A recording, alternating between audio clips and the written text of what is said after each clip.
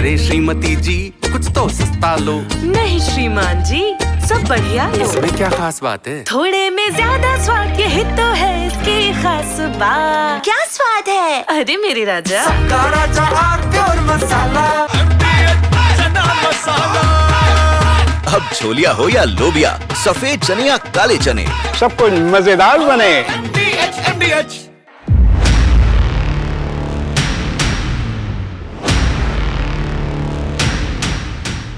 नमस्कार, देश की बात में आप सभी का स्वागत है, अभिनंदन है, वंदन है। पिछले कुछ दिनों से आपने वंदे मातरम की बहुत चर्चा सुनी होगी, उसके पक्ष में, उसके विपक्ष में, संसद के भीतर, संसद के बाहर मार हंगामा। और संसद में जब इस पर बहस हुई और लोकसभा में प्रधानमंत्री नरेंद्र मोदी ने इस बहस की शुरुआत की, तो उन्होंने पंडित जवाहरलाल नेहरू का एक उदाहरण दिया, देश के पहले प्रधानमंत्री। और उन्होंने कहा कि पंडित जी ने नेताजी सुभाष चंद्र बोस को एक पत्र लिखा था, जिस पत्र में उन्होंने कहा था कि वंदे मातरम का जो मौजूदा स्वरूप है उसको देखकर मुझको लगता है कि मुसलमान इससे इरिटेट हो जाएंगे, चिढ़ जाएंगे, खिन्न हो जाएंगे। तो उस पर बहुत हंगामा हुआ। कांग्रेस के लोगों ने कहा कि भाजपा वालों के पास पंडित नेहरू को कोसने के अलावा कोई दूसरा काम नहीं। लेकिन इतिहास बहुत निष्ठुर होता है,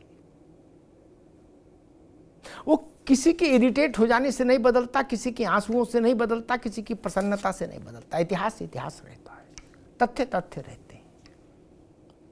हमने भी पड़ताल की कि भाई नेहरू जी का और वंदे मातरम का चक्कर क्या है, इसको समझो।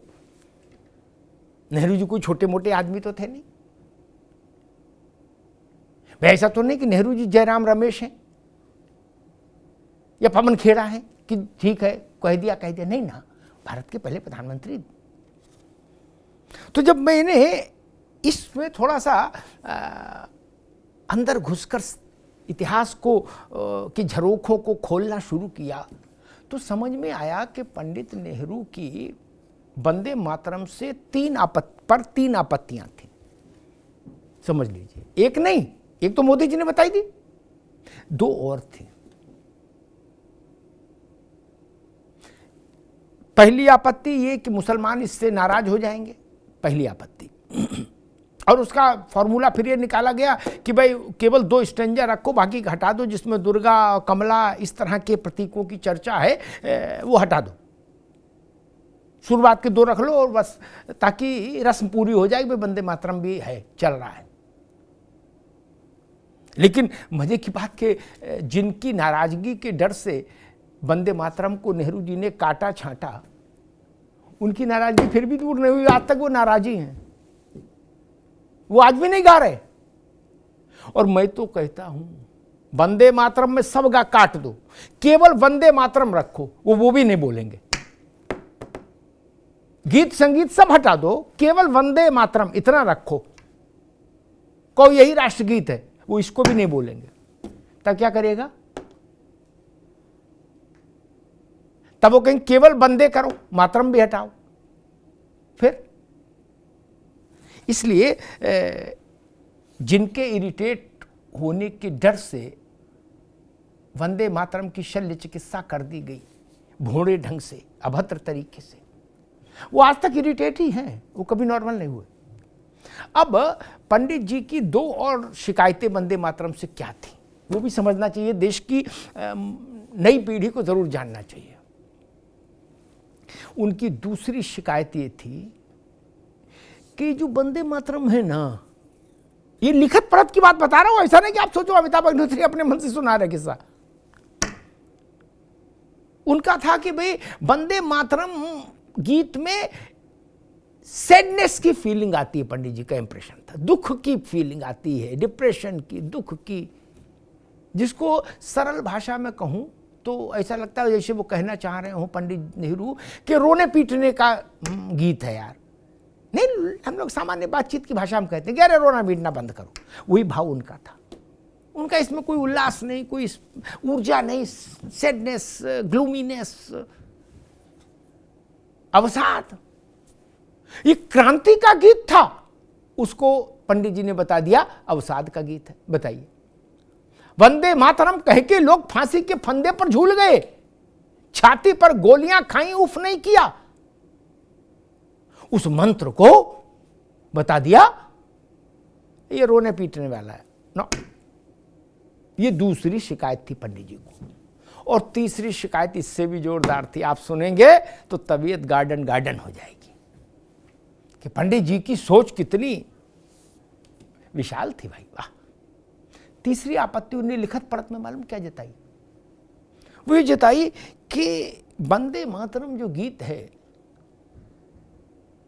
इसको विदेशी ऑर्केस्ट्रा और बैंड वाले जो है ना, वो पसंद नहीं करेंगे। इसमें धुन और वो जो म्यूजिक का कंपोनेंट जो भी होता होगा, पंडित जी की निगाह में, पंडित जी हो सकता है भाई म्यूजिक के बड़े जानकार रहे हो, संगीत के ऐसे। हालांकि अभी तक इतिहास में ऐसा कोई प्रसंग नहीं आया कि जिसमें ये कहा गया कि नेहरू जी संगीतज्ञ भी थे, लेकिन हो सकता है संगीतज्ञ होना और संगीत की जानकारी होना दोनों अलग चीजें हैं। हो सकता है उनके पास जानकारी हो। तो उन्होंने कहा विदेशी जो ढोलक मजीरे वाले हैं, ड्रम बजाने वाले, वो बैंड, विदेशी बैंड बाजा इसको नहीं बजा पाएंगे। भारत का राष्ट्रगीत इस बात से तय होगा कि विदेशी बैंड वालों को कौन सा अच्छा लगेगा क्या? नहीं ना। हमारा राष्ट्रगीत गुड्डू पप्पू की शादी में डांस के लिए बजने वाला नागिन गीत नहीं ना। ना आज मेरे यार की शादी है कि बैंड वालों को अच्छा लगेगा इसलिए गीत बजेगा। राष्ट्र के हृदय में गीत बजता है ये। तो पंडित जी ने कहा कि भाई ये विदेशी बैंड वालों को अच्छा नहीं लगेगा ना। ये एक पहली चीज उन्होंने चिट्ठी में लिखी, और दो ये चीजें उन्होंने 1948 में मई में उनकी जो कैबिनेट की बैठक हुई कि भाई राष्ट्रगान किसको चुना जाए, तो उस पर पंडित जी ने जब राय रखी तो वंदे मातरम पर अपनी दो आपत्तियां उन्होंने, जो मैंने अभी आपको बताई, ये उस कैबिनेट की बैठक में उन्होंने जताई थी। आप समझ लीजिए उनके चिंतन की दिशा क्या थी। वंदे मातरम इसलिए अस्वीकार्य है, मुसलमान चिढ़ जाएंगे, विदेशी बैंड बाजा वाले इसको ठीक से बजा नहीं पाएंगे, उन्हें पसंद नहीं आएगी इसकी धुन। आप सोचिए, ये इस ढंग की चीज। और तीसरा, वंदे मातरम रोने पीटने का मामला है। और एक और मजेदार चीज बताएं आपको, पंडित जी ने खुद एक जगह माना कि वंदे मातरम गीत का पूरा अर्थ समझने के लिए उनको डिक्शनरी की सहायता लेनी पड़ी थी। क्या? डिक्शनरी की सहायता लेनी पड़ी थी, और कुछ समझदार लोगों से भी अर्थ समझा था उन्होंने। समझदार इन्वर्टेड कॉमा में, उनसे भी अर्थ समझा था। मतलब पंडित जी वंदे मातरम का अर्थ अपनी स्वयं की मेधा से नहीं समझे, उनको उसके लिए डिक्शनरी और सहायकों की जरूरत पड़ी। तब उन्होंने ये निर्णय निकाला कि इससे मुसलमान इरिटेट हो जाएगा, ये रोने पीटने वाला गीत है और विदेशी म्यूजिक को सूट नहीं करेगा। अब आप बताइए, राष्ट्र की स्वतंत्रता का जो सबसे बड़ा मंत्र रहा हो गीत, उसको लेकर ऐसा चिंतन तो ठीक नहीं।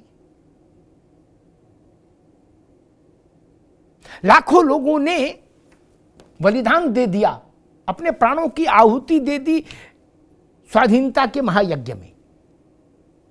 इसी मंत्र के भरोसे, इसी मंत्र के संबल को थामकर, इसी मंत्र को धारण करके, इसी मंत्र को जीकर पंडित जी को आनंद मठ से भी आपत्ति थी। वो कहते थे किताब ठीक नहीं है,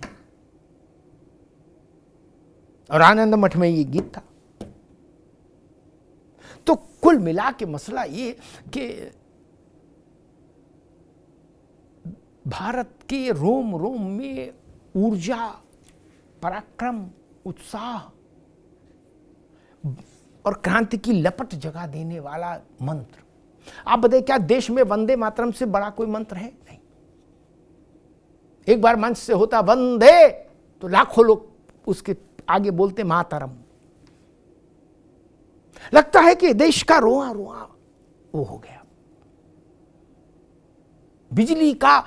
बिजली सी कौंध गई देश के स्नायु तंत्र में वंदे मातरम से। ऐसा जागृत महामंत्र कोई दूसरा हुआ ही नहीं। तो मुझे लगा कि वंदे मातरम के 150 साल हो जाने के अवसर पर जो देश भर में चर्चा हो रही है, उस चर्चा में देश की नई पीढ़ी के लिए ये बात भी सामने आए कि देश के अपने पहले प्रधानमंत्री पंडित जवाहरलाल नेहरू को वंदे मातरम से 3 शिकायतें कौन कौन सी थी। इसलिए ताकि तथ्य दुरुस्त रहें और तथ्य पवित्र रहें। बाकी हर व्यक्ति की अपनी उपयोगिता है राष्ट्र जीवन में, हर व्यक्ति की अपनी भूमिका है राष्ट्र जीवन में।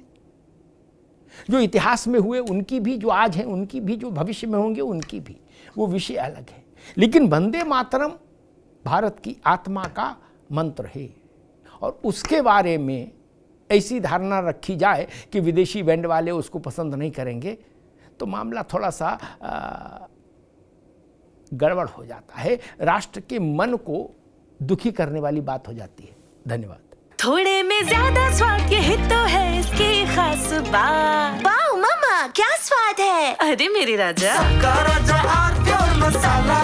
दादी के हाथों का जादू और खुशबू से महकता घर, माँ की मुस्कुराहट और खाने की सुगंध। MDH गरम मसाला। क्योंकि हर रिश्ता है स्वाद से जुड़ा।